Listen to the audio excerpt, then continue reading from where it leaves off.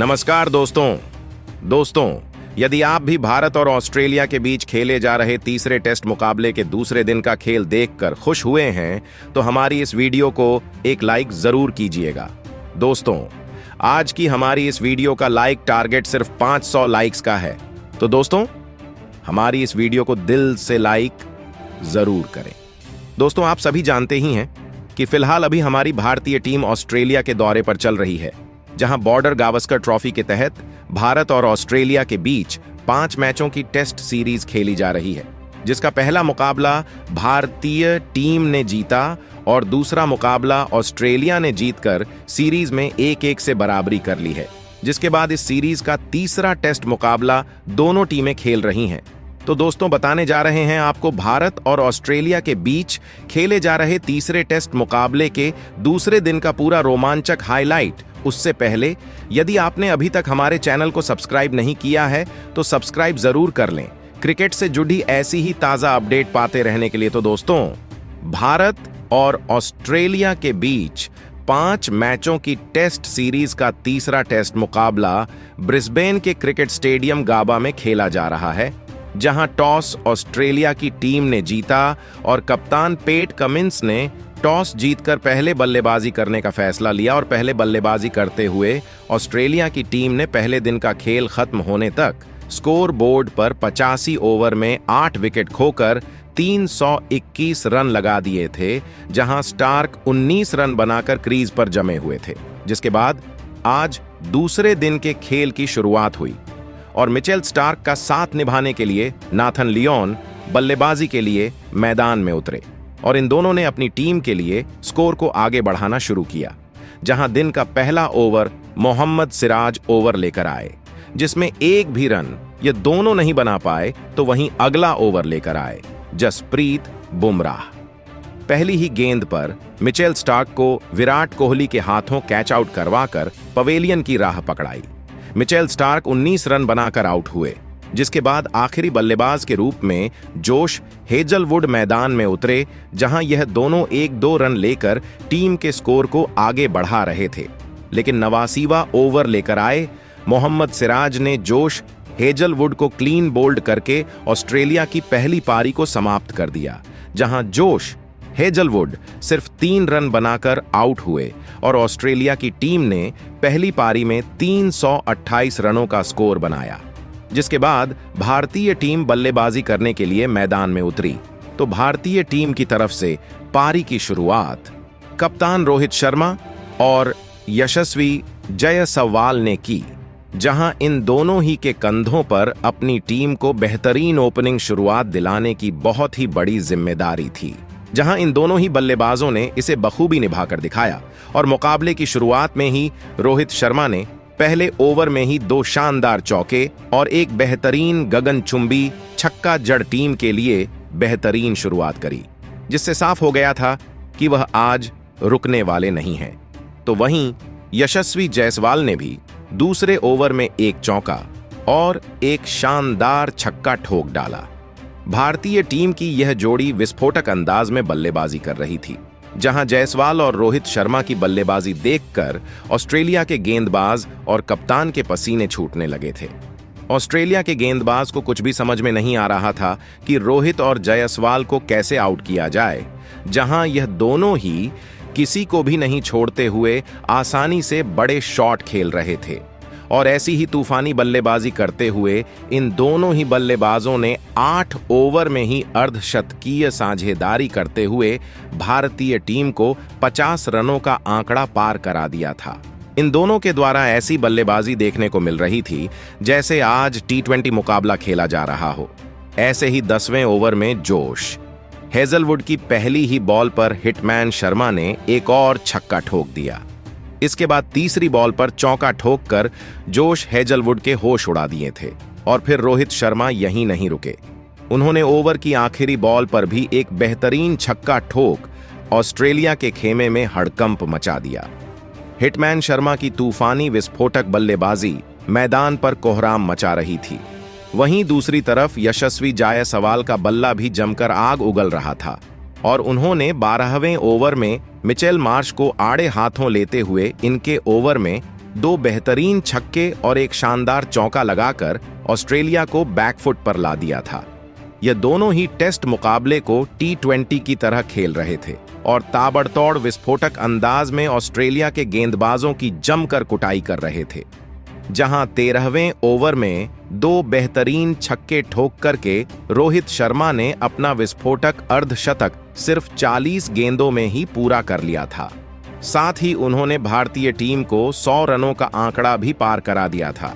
दूसरी तरफ यशस्वी जायसवाल भी अपने अर्धशतक के बेहद करीब पहुंच चुके थे और 14वें ओवर में नाथन लियोन को दो तूफानी छक्के ठोककर यशस्वी जायसवाल ने भी अपने अर्धशतक को पूरा किया, जहां रोहित का भी बल्ला रुकने का नाम नहीं ले रहा था और इन दोनों ने ही भारतीय टीम को बेहतरीन शुरुआत दिला दी थी और 16 ओवर में ही भारतीय टीम 120 रनों पर पहुंच चुकी थी, जिसके बाद मिचेल स्टार्क ने 16वें ओवर में भारतीय टीम को पहला झटका दिया और तूफानी बल्लेबाजी कर रहे यशस्वी जायसवाल को ओवर की चौथी गेंद पर LBW आउट कर पवेलियन की राह पकड़ाई, जहां जायसवाल आज 60 रन की तूफानी पारी खेलकर आउट हुए और अब यशस्वी जायसवाल के आउट होने के बाद शुभमन गिल मैदान पर बल्लेबाजी करने के लिए उतरे और दोस्तों, गिल ने मैदान पर उतरते से कवर ड्राइव के द्वारा एक बेहतरीन चौका लगाया और अपना खाता खोला।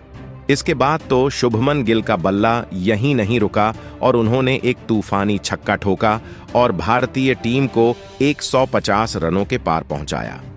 अब शुभमन गिल ने रोहित शर्मा के साथ साझेदारी बनाना शुरू कर दिया था और अपनी टीम के स्कोर को आगे बढ़ाने लगे थे, जहां विकेट गिरने का कोई भी दबाव भारतीय बल्लेबाजों ने अपने ऊपर नहीं लिया था और गिल ने आते से ही बड़े शॉट खेलकर इसको साबित कर दिखाया था।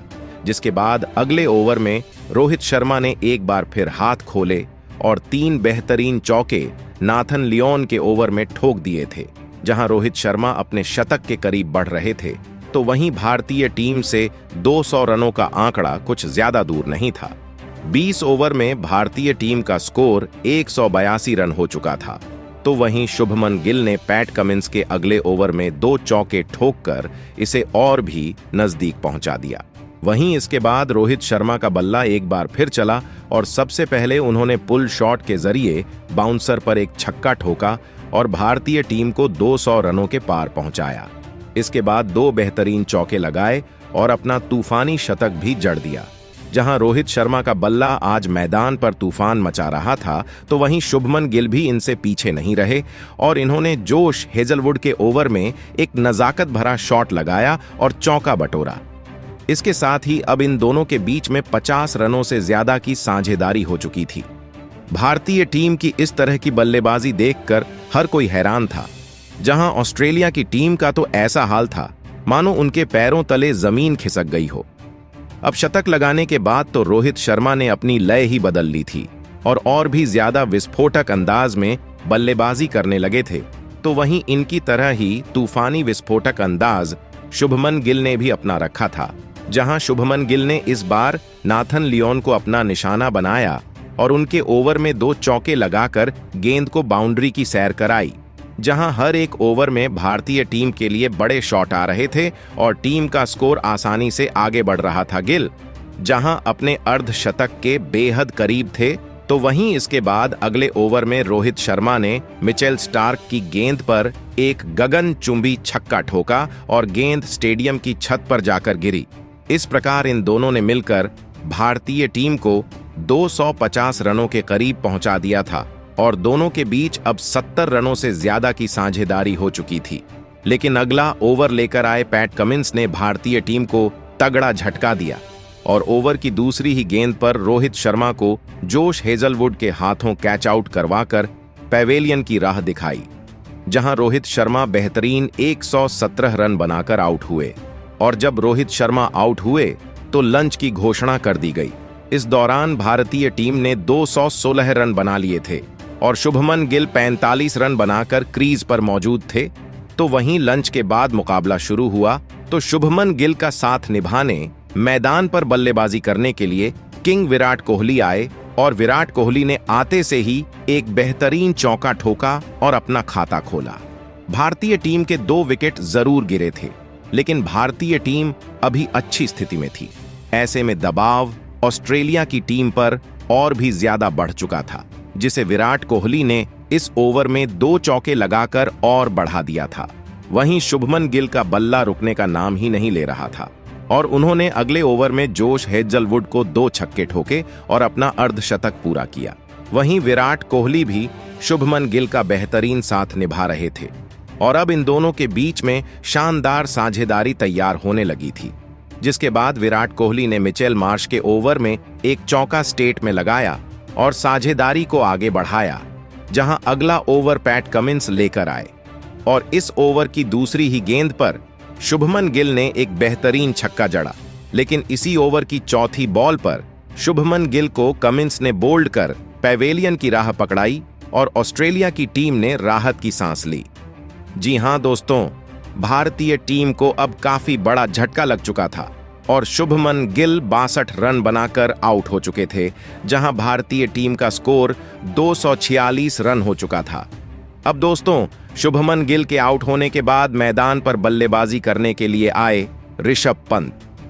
अब ऑस्ट्रेलिया की टीम ने भारतीय टीम पर दबाव बनाना चाहा, जहां ऑस्ट्रेलिया के गेंदबाज चाहते थे कि जल्द से जल्द विकेट निकाले जाएं। हालांकि ऋषभ पंत आज अलग ही मूड में नजर आ रहे थे और उन्होंने आते से ही ऑस्ट्रेलिया के गेंदबाजों पर कहर ढाना शुरू कर दिया और देखते ही देखते टेस्ट मैच को उन्होंने कब T20 बना दिया पता ही नहीं चला।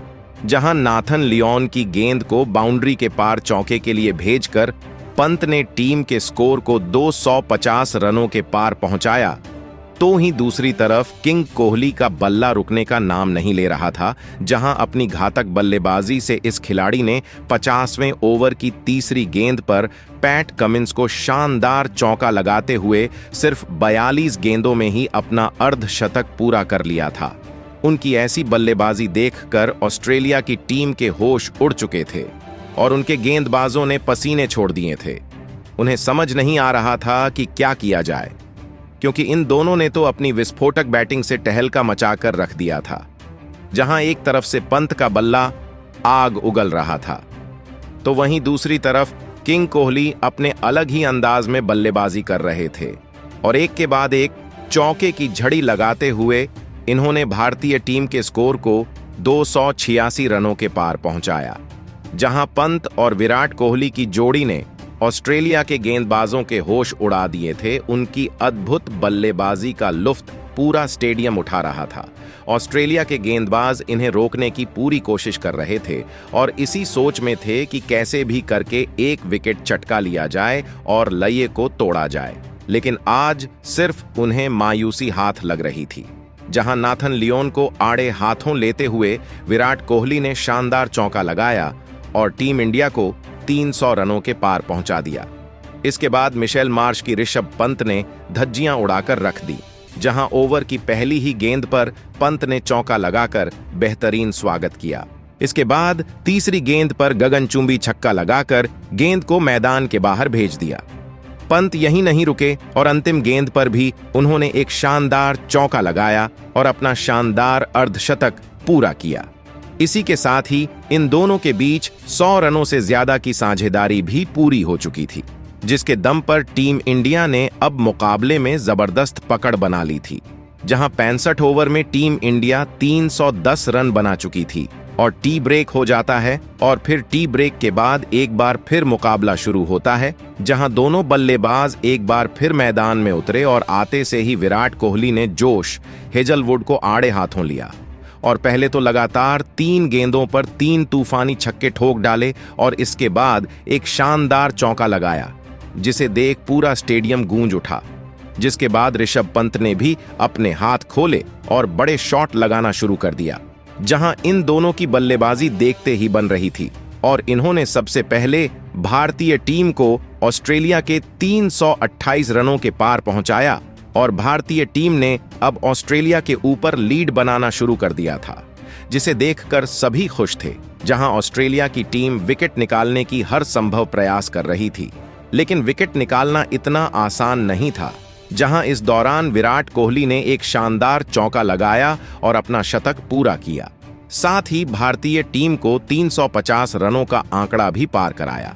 वहीं दूसरी तरफ से पंत ने भी अगले ओवर में 2 बेहतरीन चौके ठोके और अगले ही ओवर में एक चौका विराट कोहली के बल्ले से भी निकला।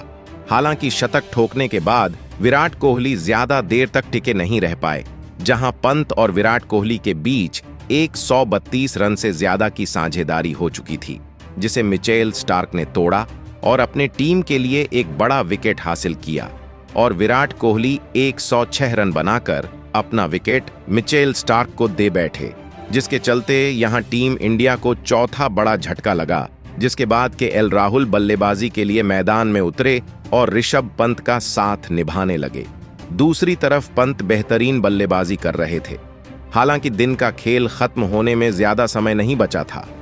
ऐसे में भारतीय टीम कोई भी विकेट नहीं गंवाना चाह रही थी, जिससे एक तरफ से केएल राहुल और ऋषभ पंत तो अपना तूफानी अंदाज जारी रखे थे, लेकिन केएल राहुल संभाल कर बल्लेबाजी कर रहे थे, जहां पंत ने बेहतरीन 2 छक्के ठोके और स्कोर को 400 रनों के पार पहुंचाया।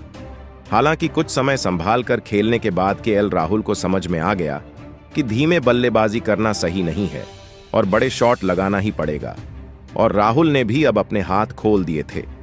जहां इन दोनों ही खिलाड़ियों ने सोच लिया था कि आज के स्कोर को 450 रनों के पार पहुंचाया जाए, और उन्होंने आने वाले सभी गेंदबाजों की कुटाई करनी शुरू कर दी।